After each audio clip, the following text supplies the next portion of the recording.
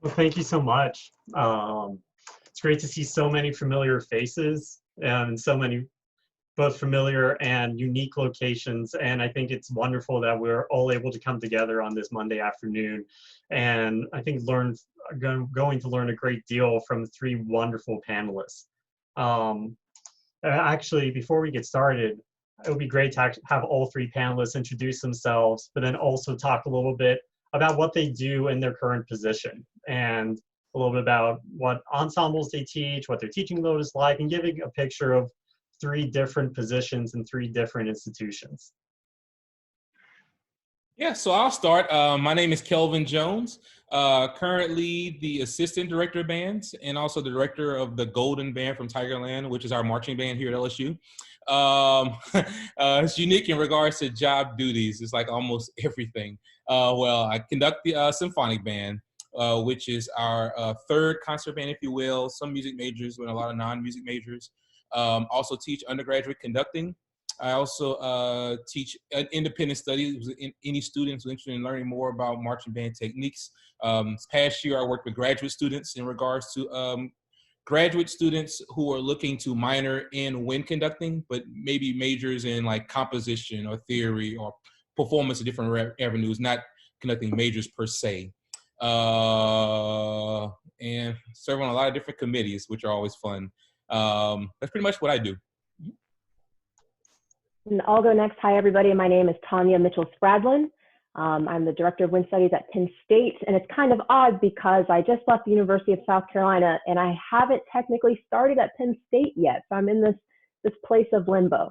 But whatever the fall looks like, my duties will be to conduct the wind ensemble, also teach a third semester undergraduate conducting class, a graduate wind literature course, and then oversee graduate conducting students, as well as what Kelvin said, serving on a number of really fun committees.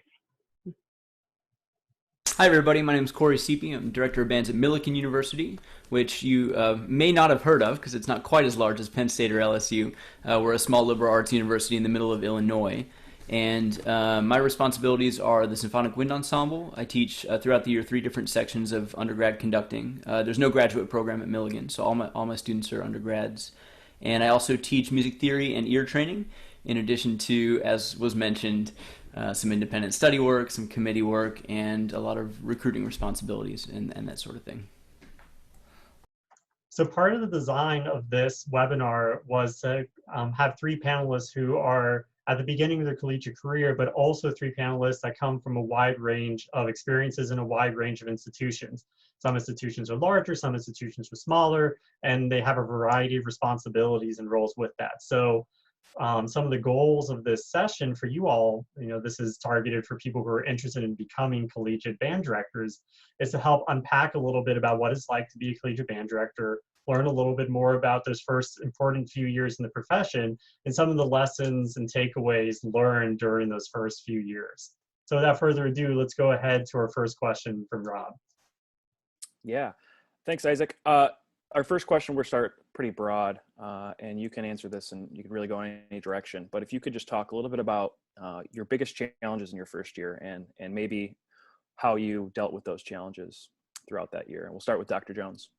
Yeah, mine, I would say 2. It's unique because in my position currently, when I was hired on, I was a graduate assistant at the same institution that I was hired on there. I was very fortunate and blessed to have the opportunity, but I went from teachers I would call Dr. Perry or Dr. So-and-so to, hey, Jeff, hey, Jim, so kind of losing that teacher-student to colleague perspective. And not only from that area, mostly with the students, they went from calling, hey, Kelvin, to now it's Dr. Jones. And I was not a stickler for I'm Dr. Jones every day because I didn't want to lose that social person dynamic or make them feel like I instantly changed. But that was unique because obviously you have a different mindset when it's, hey, Kelvin versus, hey, Dr. Jones. But that's something that kind of trickled throughout time. And I was fortunate to where most of the kids understood that. I didn't have much issues with that. But I will say one of the bigger challenges was trying to maintain this level of excellence that was instilled with me this past year over the marching band, and even with the concert ensemble. I was working with great people who led this program to heights, but how can not only we maintain that, but also just how you make it better? How do you put your own spin to it and figure out the needs the students have, especially in your first year? Because if you try something different, it's like, well, especially a school like LSU where everything is freaking tradition. Well, we did this for the past 2 weeks, so now it's tradition, and you're going to come in and change it. And so now that's different. And it's like you're trying to do things to elevate the program. And so it was just unique trying to navigate those different things. So I was very strategic in things that I wanted to implement instantly versus things that would take a little bit more time. But it was just unique kind of hearing those, and you kind of get feedback sometime from, just different stakeholders who may not have the most vested interest in the product itself. But those are my two things: just work in the same place I have been, but also to how do you maintain and elevate something that historically has been great. Yeah, I would chime in that I completely agree with Kelvin. Your goal anytime you go to a new job is to maintain the standard of excellence of that position. It doesn't matter what existed before you, but particularly if it was very, very good, but at the same time trying to make it feel like your own and having your own stamp and your own voice. I'm about to start my first year at a college, and I would say the difficulties have been different with each school. So I'll talk about, when my first college job was at Valdosta State University. I was the interim director of athletic bands, and my difficulty was something that is a really easy thing to fix, but it was difficult when you have taught high school and you love teaching high school, and that was navigating the time, specifically the face time with students. So I'm very student focused. So the time to get to know the students in a genuine level on a genuine basis while also giving them the highest level of instruction you can, it's just so small. And that's one of the biggest differences I noticed between teaching high school and teaching college. There's less rehearsal time, there's less class time, and therefore you see them less frequently. And so for people who, like, it's your bread and butter, you love interacting with students, it's everything about the job that you love, it's on a micro level, classes are very short and not every day. And on a macro level, the semester ends and they're just gone. They just disappear. Whereas in high school, they'll linger around, be around all summer, come in the mornings, during your lunch break, after school, all day on the weekend. And so that was an initial challenge that I felt my first year. Another challenge was, you get to a new position. For me, I said yes to everything. And so on top of managing a very full course load, and I was also finishing my doctorate when I started at Valdosta State and at South Carolina, actually. So I look back on my first year and it's a complete blur, and I felt like a zombie the entire time. And so it's important to remember that sometimes obstacles to your time or your mental health are presented as opportunities, and you don't have to say yes to all of them, but that's a really hard thing to navigate. So you just have to make sure not to lose sight of things that you need to function as your best self, like sleeping and eating, those types of things. Yeah, I'll echo Tanya's comments about balance. If we're not talking about COVID and an immediate pivot in March to entirely remote learning with wind ensemble and multiple sections of conducting, the hardest thing for me was that balance, and specifically balancing sort of my primary responsibilities as a wind ensemble conductor, which are responsibilities you're all familiar with. Aligning that amount of time with the amount of time it took to teach sophomore level theory and ear training for the first time, and creating all of that content and diving into all of that grading, it quickly became apparent to me that I was going to have to work twice as hard on the theory and ear training side because I just had fewer reps in that realm. And it wasn't understanding the content that was the issue. It was how can I optimize student learning in the classroom? Because I've taken a number of those classes and I've taught it at the high school level and this sort of thing, but never have I gone through an entire year of teaching music major, theory 3 and 4. So just the amount of, commitment it takes to generate the PowerPoints and the assignments and the tests and the audio examples, and then to grade all of that. That was the biggest thing for me, and keeping that in check with my primary responsibility, because I didn't want that aspect of my job to have negative impact on the wind ensemble. So speaking of being a zombie and kind of, going through that first year with limited sleep and that sort of thing, I can resonate with that for sure. And then, another thing that's unique in my role is there are no grad students here. So everything you all are doing right now, if assuming you're graduate students, I do all of that still. So that part's like riding a bike, when it comes to the social media or the sort of physical organization or just the behind the scenes dirty work, so to speak. We get to do all of that, plus be the director of bands, plus teach theory. So just that juggling act was the biggest struggle for me. Mm-hmm. Yeah, well, all three of you all, I think touched on a lot of great points and a lot of variety and how the challenges are different, but also similar across first jobs. So when you started entering that first job or started entering a new job, what are some things that you did to help facilitate a positive transition with students, but also a positive transition with the program? Like I know Dr. Jones, you touched a little bit on that. I'm transitioning from a graduate student to a faculty position at LSU, but I would love to hear other people comment on that as well. Sure, I'll start with this question. It's an awesome, excellent question. I think there are kind of three big groups we want to win over, if you will, when you start a new position. The colleagues that you're going to be spending a lot of your time with and sharing students with, they're your community, and then of course the students, which is, I would argue, the most important group. And that's the reason that we show up every day. And a positive relationship with students is it's absolutely paramount, and it can make or break any teaching experience in any setting. And so I think first they have to know that we know they exist. And this seems like a very obvious thing, but there are a lot of students who go through school, especially large programs, who think that no one notices them or that their contribution is negligible. And so finding ways to make sure that you can express to them that they exist and that they matter, and when they know that you care and you value their time in rehearsals, and that you see them, it's a more positive interaction. So listening to them and asking the right questions, particularly when you start a new job, what are your most important traditions? How do you feel about what's happened in the past? What are some of your goals? What was like the mission of the program, and how can I help support that mission and guide it in the direction that you believe in? And then of course, knowing their names, being authentically yourself and not being afraid to speak often about it being your first year, because transparency is key. And I think when you try to act like you've been there forever or that you know everything, it puts you in a place of constant stress and constant pressure. So that's not ideal. Like when I got to South Carolina, all the students knew that it was important to me to know all of their names. And so like they would cheer me on as I would stand at the entrance to every meal on game day or during band camp. And I would just sit there and try to name like all 300 something students. And when I messed up, inevitably, because that's a lot of people, they would correct me, but I would keep doing it again and again. And I think little things like that make them feel valued and seen and heard.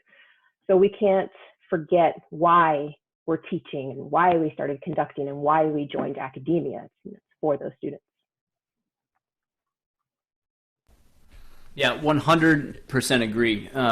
Everything leading up to getting into the position is research about the institution and what's my load going to be and what's the band program like and what repertoire are they doing.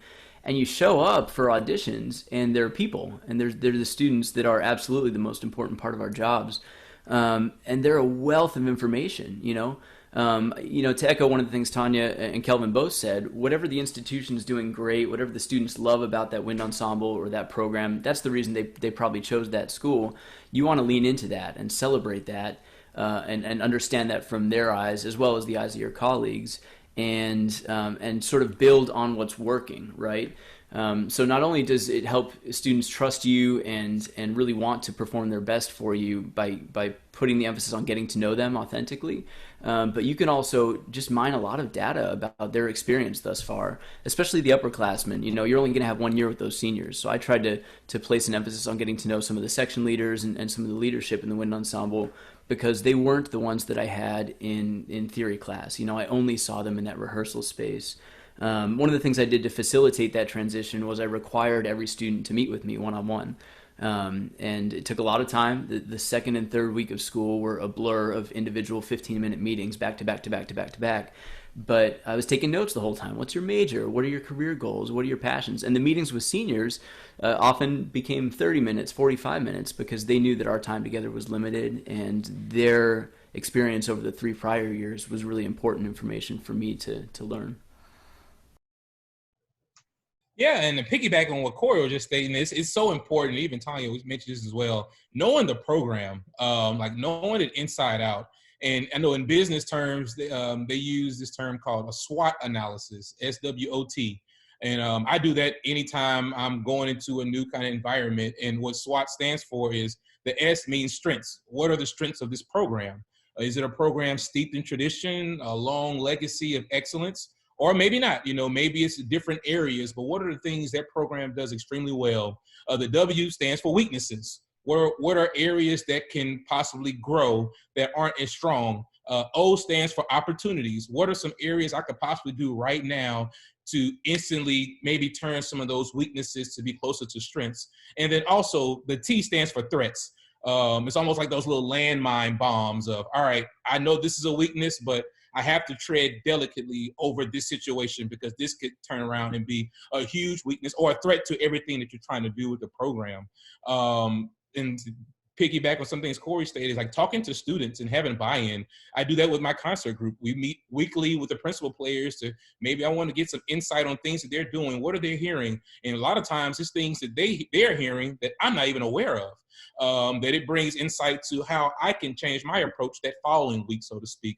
But with anything, I try to turn, I got it from when I used to work at McDonald's. It's turn the me into a we, the M upside down, to where it's not about me and what I say, it's about what we do. So even when I teach is, can we change the articulation here? Can we blah, blah, blah, blah, blah? Or can we change this endeavor? It kind of builds this culture endeavor of we're all in this together. Very rarely, at least with me, you'll very rarely hear me say me or I, unless it's something very specific.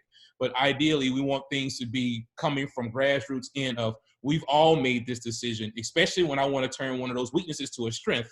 I may talk about some areas with the students. Hey, these are kind of some issues that I'm concerned about.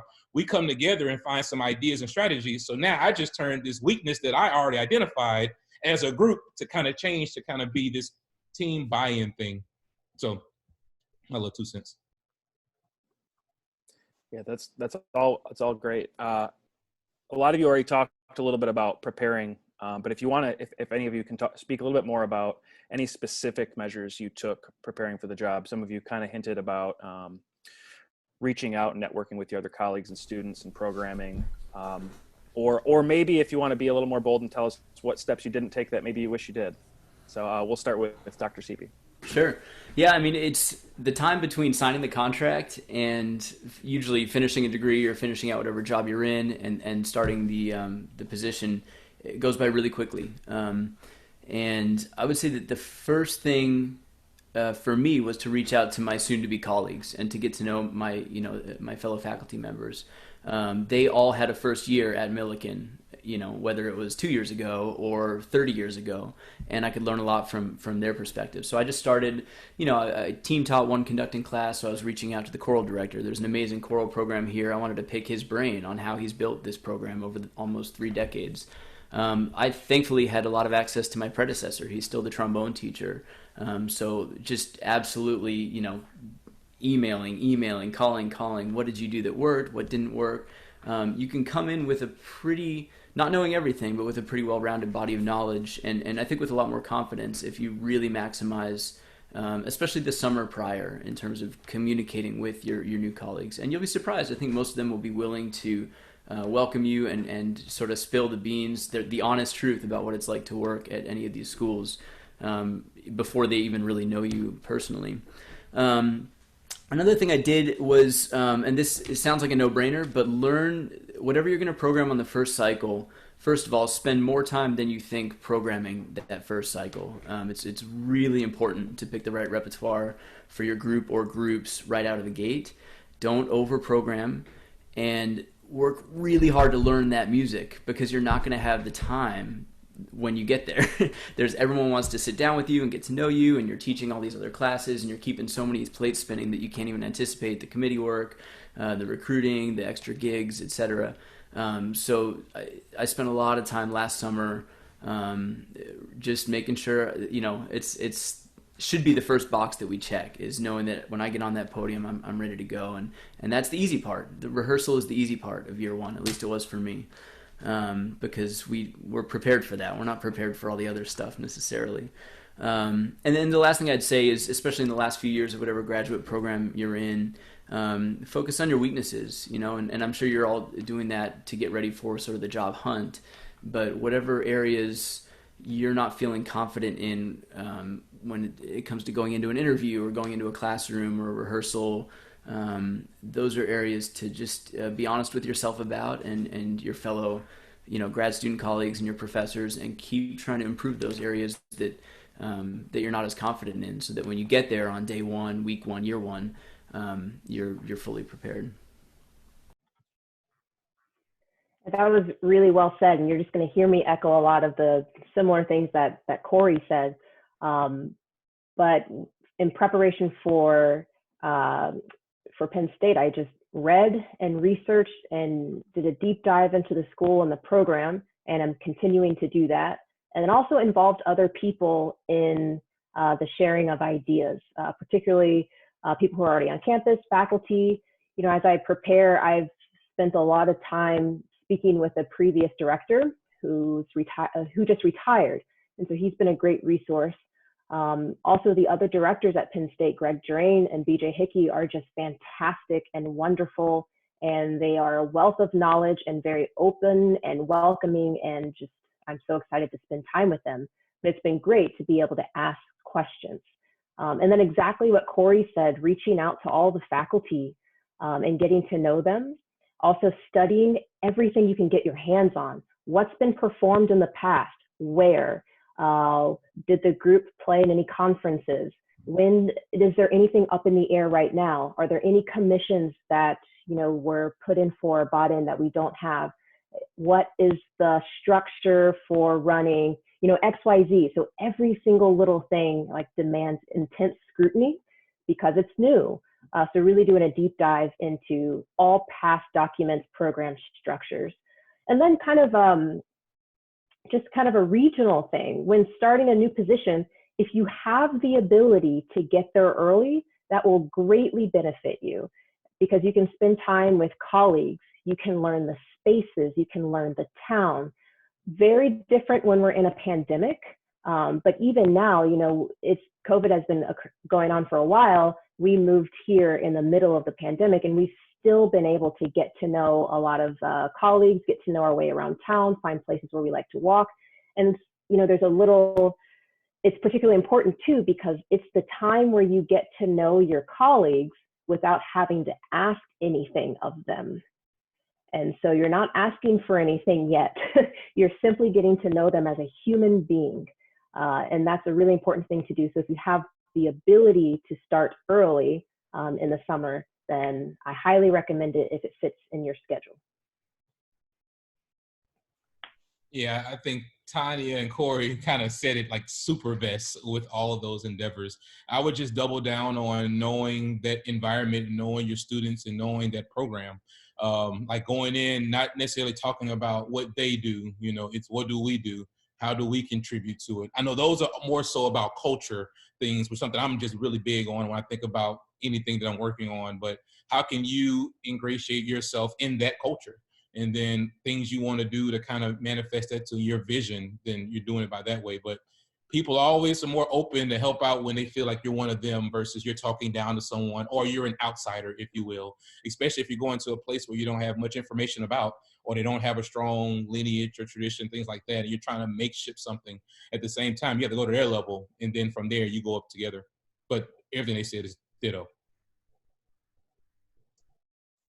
Right, that's awesome. I just wanted to also say to everyone who is listening that if you do have a question, feel free to put it in the chat. Now, Dr. Kearney mentioned this, it's a public chat room. So if you feel comfortable sharing a question, Rob and I will go through them and we have a little bit of time at the end of the session, we'll maybe get to 1 or 2 questions from you all, but please feel free to add some questions into the chat there. I actually do have, before we go on to the next question, I have a quick follow-up question regarding this last topic. So I know all of you mentioned, or I know Dr. Mitchell-Spradlin and Dr. Seapy, you mentioned taking over for people who had already had a lot of experience. Did you experience anything where you, being a younger junior faculty member, did you feel like you had to do anything different or do anything to establish a rapport with faculty that are maybe 10, 15, 20, 25, 30 years your senior? Like, how did you feel, or how did you approach being a young person on faculty when some of your colleagues can be 25, 30 years more experienced? Yeah, I mean, Tanya, I'll take a first stab at it if you don't mind. This is my first job right out of a DMA, and I just asked a lot of questions. Not only the get to know you questions as a human that Tanya mentioned, but questions about the program, about, you know, successes that they've had. One of my go-to questions is, what are you most proud of, or what excites you the most about working here? In fact, I think I asked that on my Skype interview when they gave me the opportunity to ask questions. My very first interaction with some of my now colleagues was positive and gave them a chance to sort of highlight some of the things that are great about what we do at Millikin. Lots and lots of questions, and just take notes. You know, you never know when you're going to need that information. I don't feel like I needed to do anything differently, but you want to make sure that you have an attitude of humility. You know, Kelvin mentioned meeting people where they're at, and then we go up. You're not going to make a ton of changes in day 1, week 1, even year 1, and you got to kind of pick and choose your battles, so to speak, and also pick and choose your priorities in terms of a chronology of if you are going to change things or take any program in a different direction. So just be humble and be willing to learn as much information as you can possibly soak up. Yeah, I would say the same thing. Be humble, ask questions, be willing to learn, reach out to people and get to know them and let them know that you are here to be part of the team and here to kind of push the culture forward. But also, you know, I've always been the youngest one everywhere I've been. When I started teaching high school, and you know, you don't walk into a place and go, I'm a kid wonder, I know everything. You know, you go and you want to learn, you want to do your best, but what resonates is that you're prepared and that you're professional. And while you might have an age gap, professionalism is professionalism. You know, being a mature colleague is being a mature colleague, and it doesn't matter your age. If you are prepared and you have a plan and you have a vision and you have mission and you know how to articulate those things, then that will align you with everyone else who you work with who also probably share a vision and a mission.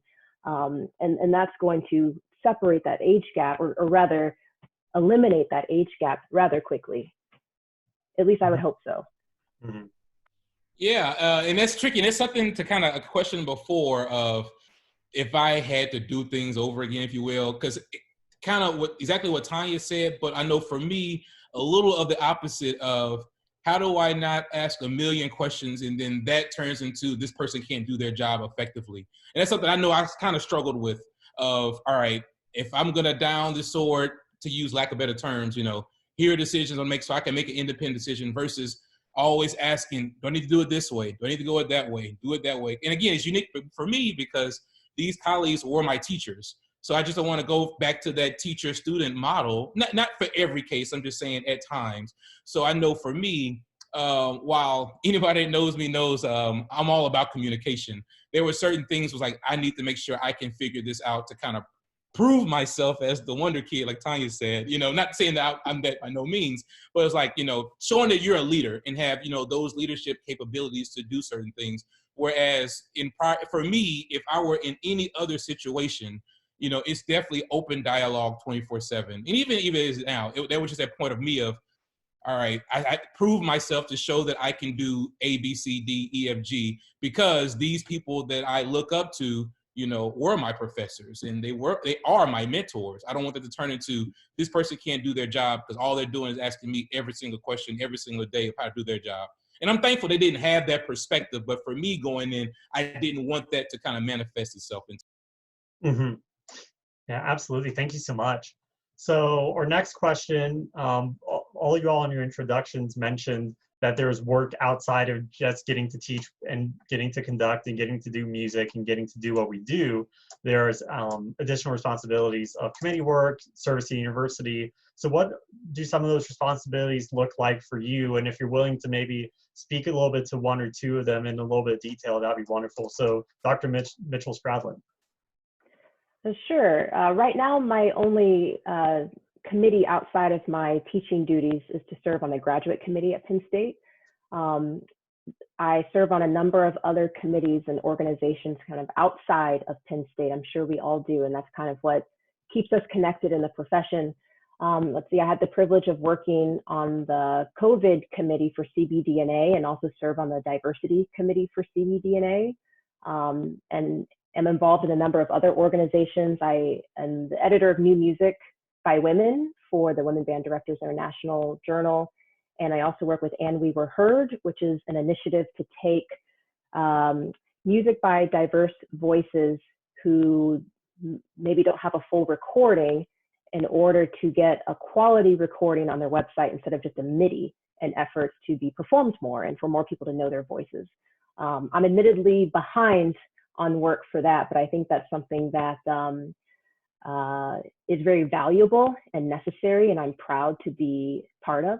I also serve on the National Council for Tau Beta Sigma, the Vice President for Professional Relations, and so finding ways to stay busy, definitely. Mm-hmm. Yeah, for me, so outside of my teaching duties, it's unique, and I'm gonna get back to that in a second. But for me, I'm on a few committees of the university. This past year, I was a part of the lead mentorship program, the Genesis program, which basically is providing mentorship for students who are coming to college for their first time or their first generation person in college. That has morphed into, I'm on the university's student outreach committee, our College of Music and Dramatic Arts subcommittee of diversity, equity, and inclusion. Also on the committee through our State Music Educators Association, LMEA, Louisiana Music Educators Association, their diversity, equity, and inclusion committees. Also serve in CBDNA on the athletic band board. I do some work with Music for All as well, and a lot of other things. But the things that get unique are the duties with the job. So for example, today, we have a staff meeting at 9 o'clock. At 8:58 a.m., I get a phone call. I pick up. It's a person from the local paper because they saw on Facebook that the marching band will not be traveling this year. So it was trying to get questions about that as I get into the staff meeting. After the staff meeting, I get a text message from the local ESPN radio of them wanting to do an interview about how Tiger Band is not traveling, which for the record, I don't get why it's necessarily breaking news because we have a pandemic going on. But here at LSU, if anybody's aware of it, it's like you mentioned one little thing about the band, it's viral. So all of those things happen on top of, prepping for other things that I was doing throughout the day. It's just things that are part of the job that I knew about a little bit, but I didn't realize the severity of things. Yeah, and I can go on a whole diatribe about people and their infatuation with the band, which is good. But sometimes people just lose their mind on what we do. And it's like, we're in a pandemic. You should be asking me if we were traveling, but that's another topic. I mean, there you have it, right? Committee work. And then, like I said earlier, everything you're currently doing, if you're in a graduate program, all that work still needs to get done. So we're talking, everything from emails up to hundreds a day. Managing a budget, that was something I haven't gotten to do. I haven't gotten to make budget decisions as a graduate student, and now suddenly it's up to me what we spend our money on. Lots of meetings, meetings for me in both the music organization ensemble area and in the theory area. And then recruiting, going out and doing honor bands and going to local high schools and going to judge marching band competitions. I mean, that stuff, building a relationship with band directors at the high school and middle school levels in your area, all that stuff really is important and starts to take a lot of time. But it's good, it's good to keep all those, to be organized about all those things, keep all those plates spinning. The publicity here isn't quite as bad as being, director of the LSU Tiger Band, thankfully, but you do get those interview requests too, radio and newspaper, and when you're new, people want to get to know you. whether it's a small community like ours or a big program like theirs. So you want to try to spin all of that toward your ensemble and to celebrate the students. Take advantage of that first year publicity and say, look at what the students are doing, and come to our concerts and come to our games and that sort of thing. So the next question we're going to do could really be its own Zoom webinar on its own, but about the application and interview process. So if you want to just give us a couple of your top things regarding tips and advice for application process, interview process, audition process, whether it relates to yours specifically or just things you've seen in the past. Sure, I can start on that one. I got a lot of great coaching at UMKC and at Ithaca College, and we all have mentors, right? We all have colleagues who are slightly older than us who have gone through this. So the first thing I would say is use those resources to get ready. People who have won jobs, people who have sat on the other side, have been on the search committees, pick their brains about the interview process. Tanya mentioned the institutional research, like doing the deep dive for her Penn State, getting to know the traditions, getting to know what they've programmed and these sorts of things. That cannot be understated. You want to know everything that you can access on the web and everything you can access through your network of people who you trust without being sleazy or weird about it. You want to get to know those things because then you're informed.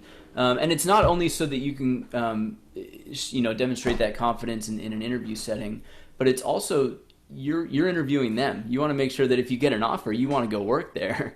So do as much digging as you can on the front end. So not only so you have that confidence when you're on the interview, but also so when you get into the job, you enjoy the job. Get to know the committee. Figure out who's on the committee. Understanding what the institution is looking for. I talk a lot about this with prospective graduate students, but it's got to be the right fit. Every school is looking for a different director of bands or a different assistant director or what have you. For me, for example, I have 0 college marching band experience. That is not something that I have ever done in my career. And so I didn't apply to any jobs that had a component that was athletic band related because I knew it would be a waste of time on both ends. So knowing your strengths and weaknesses, your pedigree, and whether or not you're a fit for the institution, and that just comes down to research again. And then, in terms of interview prep, one big picture thing and then one very specific weird thing. The big picture thing is figure out which experiences you've gained that might work for different types of questions. What have you done over the course of your career that they're likely to ask about? I've been in very few interviews where there are real curveballs. You basically know what sorts of questions you're going to get. And if you can anticipate some of those questions or those genres of questions and just link them immediately to one or two things that you've experienced, you have those answers kind of at the tip of your tongue to say, oh, that's a great question. Here's the experience that I've had in that realm, and here's how it pertains to answer the question. So kind of organizing your thoughts rather than going into an interview cold, not scripting answers or anything like that. And the last thing, this was very specific, and I learned this 2 years ago from Andrew Grenade, who's the Director of Graduate Studies at the UMKC Conservatory. He said, 2 days before my Skype interview, which is usually the first round, now it's probably Zoom, now everything's Zoom. So he said, make sure you look at the camera and not down at the screen. And I never would have thought about that because, as I look at Isaac right now, my eyes are below the little webcam, and he said, look into the little green light if you're on a Mac, or look into your webcam because it's just more personal. And I was like, oh, that's a great little tip. So I don't know if it helps, but I try to do it. For me, Corey said it best when he mentioned you're interviewing them just as much as they're interviewing you. And not to sound egotistical at all, but it's not. But people look for confidence. And to be quite honest, like Corey said, they offer you a job. Will you take it? So not saying you're going in like, I'm the bee's knees of all these things. But I know for me, it goes back to figuring out all the questions that you have. For everybody on the committee, I come up with 10 to 20 questions. I'm probably never going to ask maybe even 50% of them, but I'm ready at any moment's notice to have a conversation with people. And to be quite honest too, let's say you're taking over or you're applying for a program that's had massive turnover. Let's say they're going on their third director in 5 years. There's a question when they're what's going on here? Maybe retirement, job, things happen, but maybe through your own investigative dive into it, you realize maybe there's a a colleague that's troublemaker or something. So maybe in my questions, not saying I'm going to be directly, so everybody here hates Kelvin. I won't say that, but, tell me about how it is to work here. So like I have an answer in my head, but I'm asking questions to see if it's going to basically validate or confirm my suspicions. Are they going to skirt around something? Or they may kind of just, yeah, here's the issue here. This person needs to retire, or whatever the case may be. But I'm not coming in straightforward like, give me the juice. It's just, I know these things, or I've seen these things, but through my own questioning inquiry, I just want to be aware of kind of what's going on within all of those dynamics. Something that I was told when I was younger in life, if you use the resume or paper you have to turn in, use high quality paper. Now everything's digital, so it's not necessarily the case right now, but there's that whole tactical feel of people see things like, oh, it's of great quality. But definitely if you're submitting, let's say, video material in your audition package, put some of your best things first. That's a Bob Reynolds tip.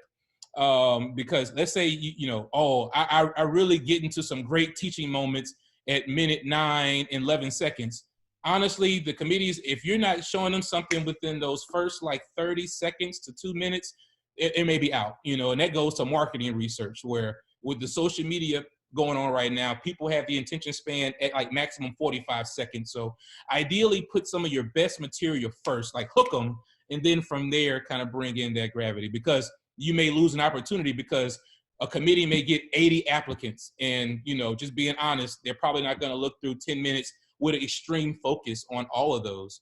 And then the other thing I would just suggest is when you do like your cover letter, for example, I mentioned earlier about doing a SWOT analysis about, what are strengths and weaknesses, but maybe you kind of figured out, all right, here are some areas where we can improve. Or let's say the program, we know recruiting is a buzzword right now, and even more of a buzzword is diversity, and maybe you have experience kind of hitting some of those mission statements maybe that university has. So with recruiting, talk about strategic areas where you can do it specific to them, not just the generic, oh, I am a great recruiter, and you just change the name at the very top of. If I'm in Louisiana, for example, I may talk about, I want to hit into some of the schools in East Baton Rouge Parish or Ascension Parish or Livingston Parish, which are good high school programs in our area, but you kind of do your research. That way the person can see that, and they see you have at least a plan, and hopefully we can talk to you more to discover this plan, but you're not just giving us something very basic and generic, and you're going to very specific things that you can do. Ideally, you'll talk about, research, if that's involves some things in there, creative activity. If you're doing an athletic bands position, maybe drill writing or arranging, or maybe you have experience presenting at sessions, or you did clinician work. Just kind of get into your experience, especially for those out there who are coming out of college and looking for a job. You're already kind of behind the 8 ball because you don't have the experience, right? So what you want to do is show that I do have experience. Maybe I haven't taught at X university X amount of years, but through these tangible things, I can add value to your program. Yeah, and you mentioned when you asked this question that this could be its own session, and it definitely could. So I echo what Corey and what Kelvin said, but and would like to add, when it comes to presenting your materials, make sure that they look as professional as possible. Get a website. I remember when I was in grad school, one of the best things that someone told me was, even if you're not ready to build your website right now, buy your URL so that when you are ready to build your website, you have your name and someone else doesn't take your name. So think about that now. Find high quality HD images of yourself, get the highest quality camera and recorders. It's really important. It's not the same thing. Get a separate camera and a separate recorder. Put the camera facing you at the back of the ensemble and put the recorder behind you and above you, which is the best place to record audio in the ensemble. And then when you're ready to put your video together, align your audio with the camera video, and then get rid of the audio that comes from the camera. That's going to get you the best quality sound for your video. And if you're not proficient with that now, like I wasn't, I had to get someone to help me to start figuring those things out, or finding someone who is able to do that. We don't have to all do it solo, but that's an easy way to make your product and your video way more high quality than just taking the camera shot and then uploading that. Do more research than you think is necessary. And then make sure to incorporate that in your interview, and not just research about the School of Music, but also the art department. You know, what's innovative about the engineering department? What's special about off-campus offerings and activities? And as you are doing this research and as you're coming up with questions, make them mission focused. Like for me, everything is mission focused. So like, what's your mission? What defines you? What is important to you? Because that's going to guide the kinds of questions you ask. And that way you're not just asking random things that you could have found on your own with a little bit of research, but you're asking questions that will actually help you when you get the job and you have to start planning, right? So the purpose of asking questions is so that when you get that call that says we'd like to offer you the job, now you know where to start. You have a great place of where to start because you asked the right questions that actually aligned with what you're going to do when you get that call. And then just one last thing, it's a little bit separate, kind of when speaking about the interview, because you'll get to a point in your current job, if you're leaving one job and going to another, where you'll need to tell your colleagues that you are a finalist for another position. You know, you'll need to tell your dean, you'll need to tell your colleagues.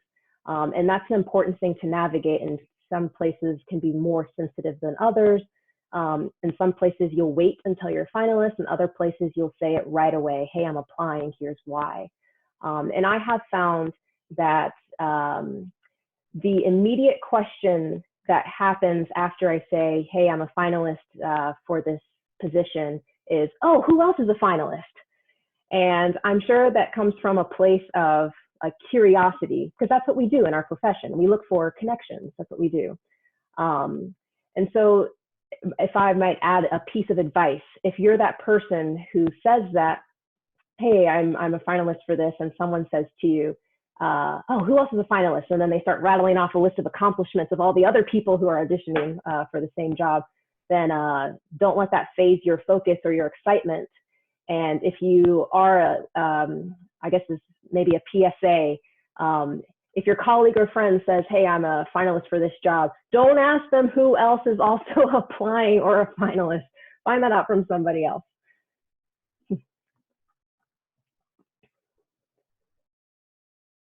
Hey, can I add one more thing? Yes. The talk about video got me thinking of something I did poorly, and this is twofold. One is tape every rehearsal, even if it's a 5th grade band. This is Steve Davis' thing. He said, you never know when the magic's going to happen. And it's true. You never know when you're going to have an amazing rehearsal. So make sure you tape everything. But this is what I did poorly. Stay organized about those tapes, because you get to year 3 and you're on the job hunt and you've got, I don't know, 60 hours of rehearsal footage that's all a billion gigabytes and an old crappy laptop because you haven't had a salary for 3 years. Finding that 10-minute clip that Kelvin rightfully said you have to put first, because everyone's going to ask for rehearsal or teaching. I saw the comment from Jen there. That can take a week to find the right clip unless you're organized, unless you go back in and save that file immediately and say this rehearsal was absolute crap, or this rehearsal was an 8 out of 10, or from minute 14 to minute 18 in this rehearsal, we made some music that was special. Because when you go on the job hunt, you want to be able to access that and put it on your website quickly without being disorganized like I was. No, wonderful. Thank you. And thank you all three. That's, again, this could be an entire session. So thank you for those very, very powerful and quick tips there. So next question has to kind of go back to thinking about the beginning of the collegiate teaching career. So what were some unexpected experiences that you had? Maybe 1 or 2 quick stories that there was just something that you prepare, you do the research, and then this happens and you go, that came out of left field. So Dr. Jones, what's one of those for you? I don't know if I have specific stories. I know for me, with my personality, I'm like one of those 100% people. And so with the duties of the job last year of marching band, heavily involved with that.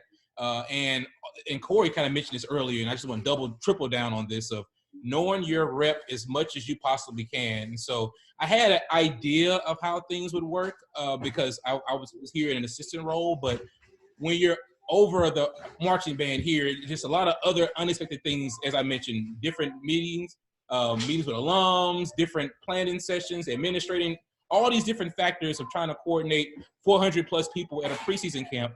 And so while I had a good grasp of my concert rep and things I want to do for my conducting classes, I never I never felt like I got to a point where I was 4 steps ahead of the group, especially my fall semester. The time management is what I'm getting at, where I felt like I was either right above or maybe 2 above, or like 2 levels above. But whereas before I was easy 5 levels above everyone because I had a better management of my time. And with me, it was, with the marching band, with my classes, but also I'm married with the kid.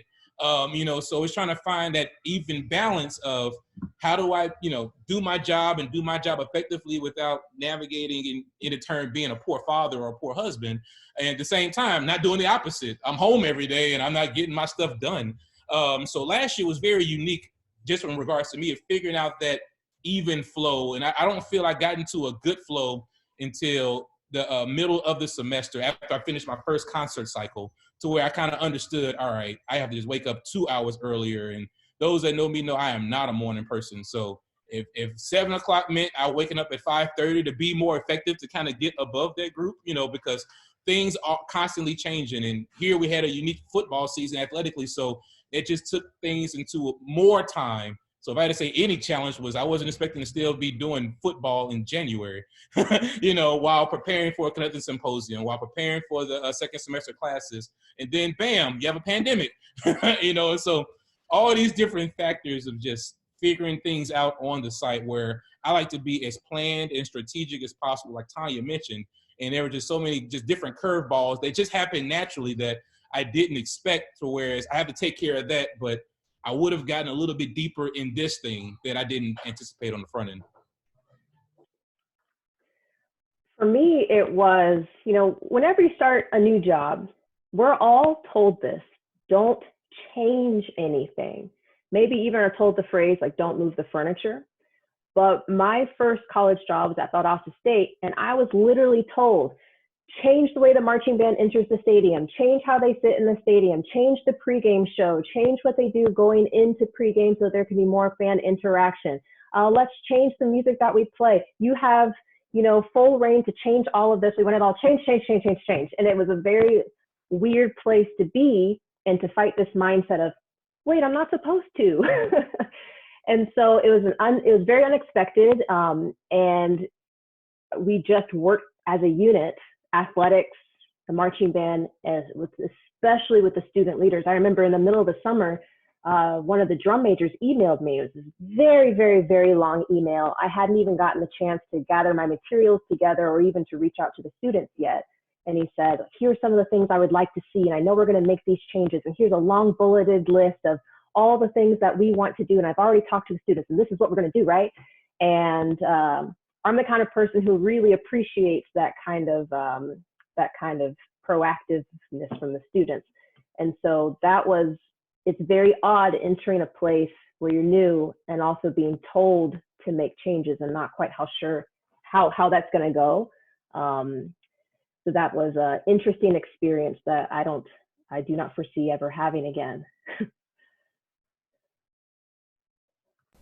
I would just say global pandemic and teaching from my office at home for 2 months. That was a bit unexpected, but they spoke to everything else. So sort of a quick wrap-up question. Knowing what you know now, if you could look back to when you were a graduate student, what advice would you give yourself as you prepare for your first job? Start with Dr. Seapy. Yeah, just keep hustling. You never know what experience. You got to bring 100% effort even on days where you don't want to. You never know which of those experiences as a grad student will really pay off, whether it's on the job hunt or in the actual job. So just keep taking it one day at a time and doing your best, because you can't really anticipate exactly which jobs are going to be open and exactly what skill sets they're going to be looking for.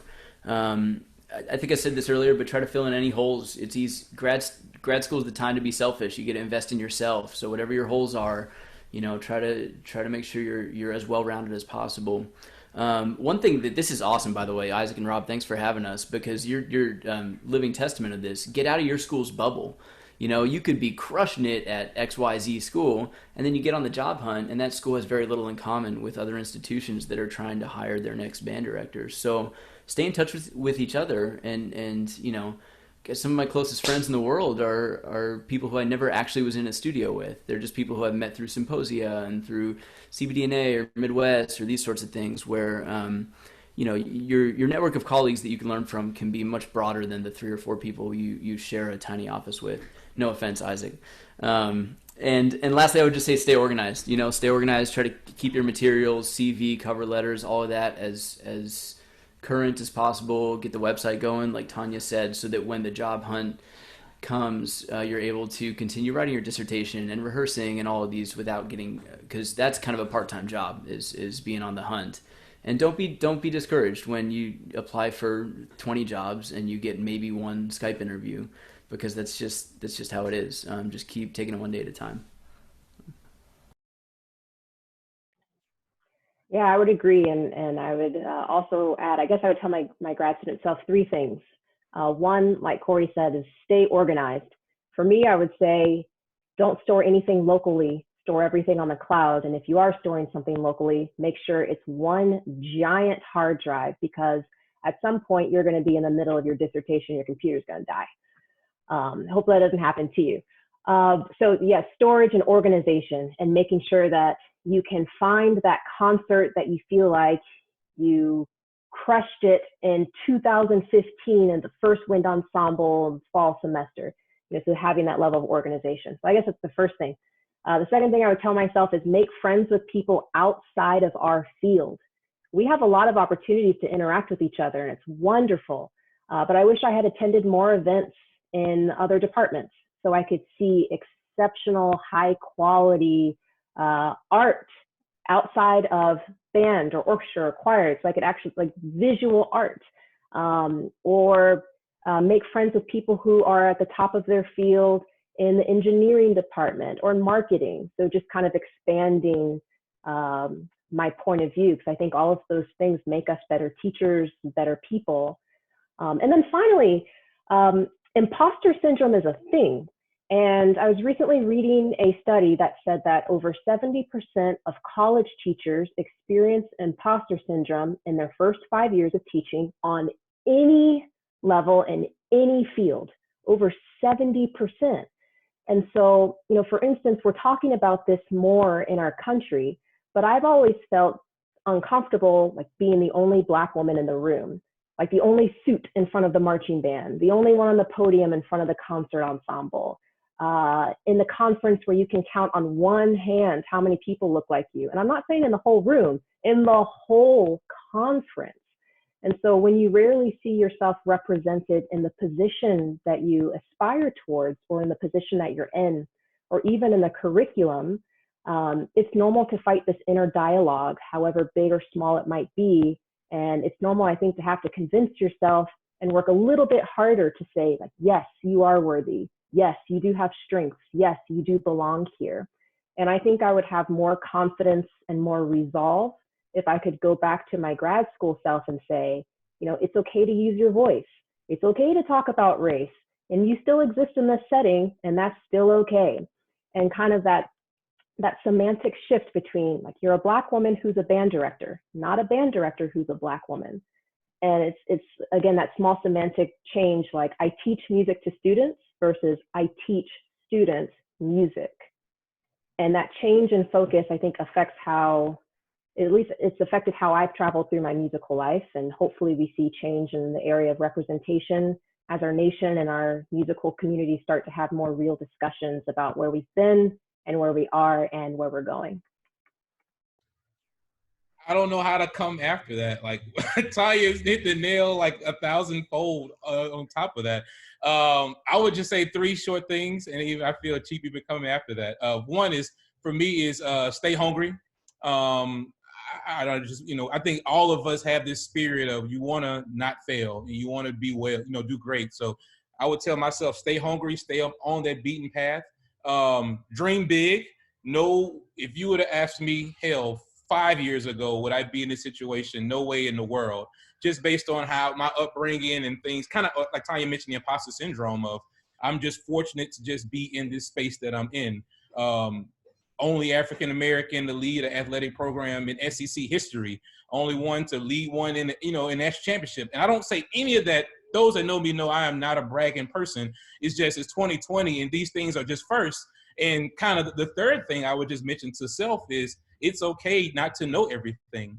And Tanya and I, we talk a lot about these things in regards to imposter syndrome and things of that nature. Of, for me, when I was a grad student, it would be demoralizing when we would have studio and a composer or a conductor would come up and I've never heard of them. And my colleagues are just going in, talking about it. It's like, I've never heard of Carlos Kleiber, whoever. So I would stay quiet. I would go research like crazy. So the next time we have seminar, I could then approach it and feel like I'm a part of the conversation and not lesser than, or for me, not knowing something and feel I'm the dumbest person on earth. And this understanding that that's okay, Kelvin. You're not going to know everything. Even to this day, I don't know everything, and it's okay to ask questions. And when you ask, it's not to the point of you're asking because you don't know, you're asking so you can be informed.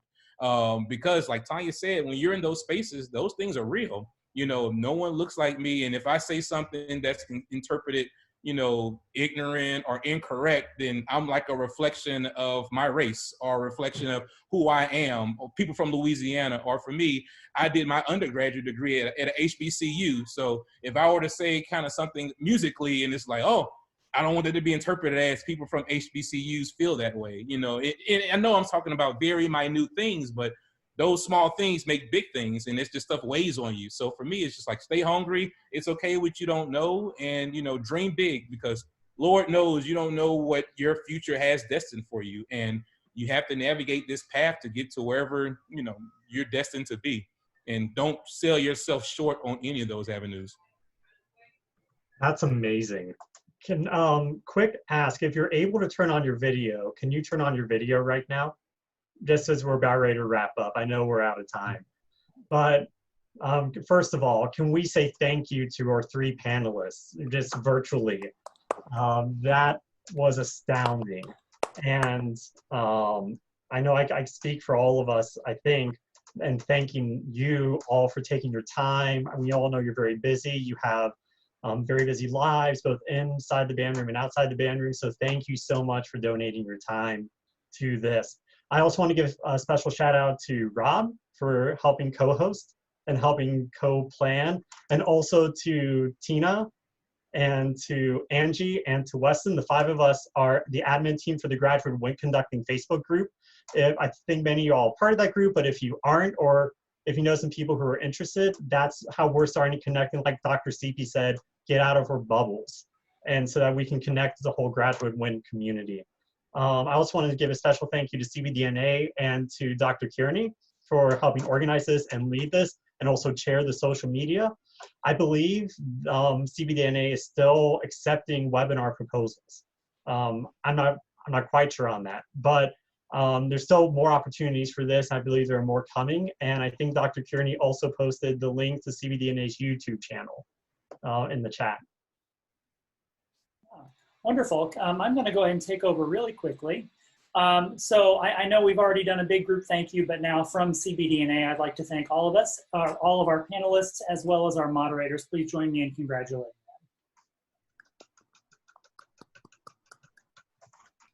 them. So CBDNA's next webinar will take place in just over 1 week from today on July 21st at 5 p.m. Eastern Time.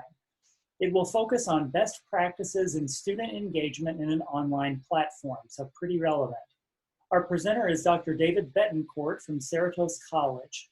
Details for that session will be posted on CBDNA's social media pages in the coming days, and I will probably also send an email out to the listserv as well.